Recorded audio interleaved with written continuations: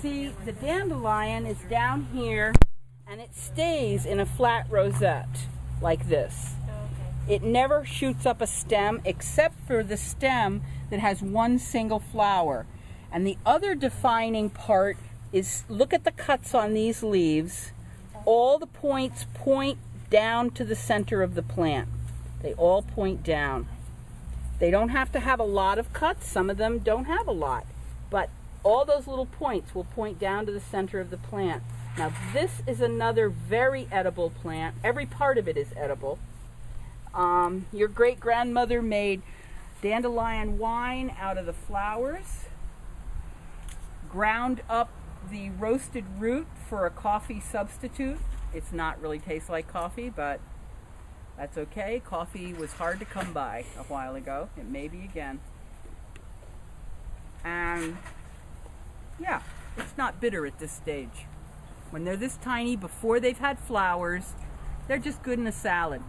So you can pass it around or just put it in, whatever you like. But there you go.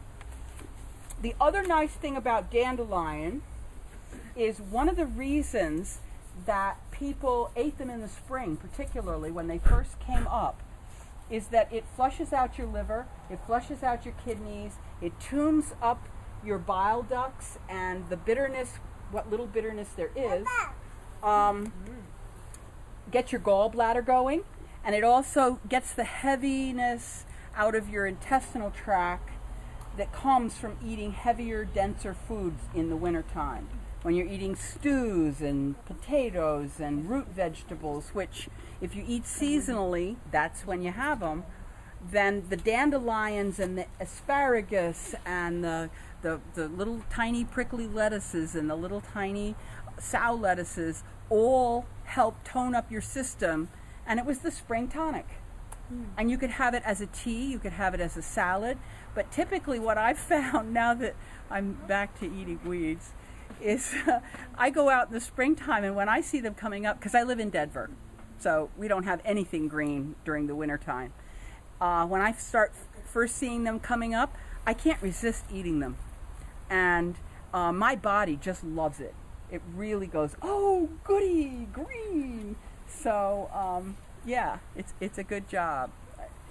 They were brought over here on the Mayflower and by the Hudson Bay Company. Deliberately, there were no dandelions in this country, and the reason they brought them over here was because it was a survival food. They could make wine, they could make salad, they could make tea, they could make a hot coffee beverage, and they could also just plain eat it, but they could use it. It's one of the best diuretics ever, because most of the prescription diuretics are the ones that are over the counter, strip potassium out of your body, and you have to go get blood tests to make sure you haven't lost too much potassium. Dandelion has so much potassium in it that it adds it in. So as you are ridding yourself of extra moisture from your body, you're getting the potassium you need. So it's a nice little balancing act.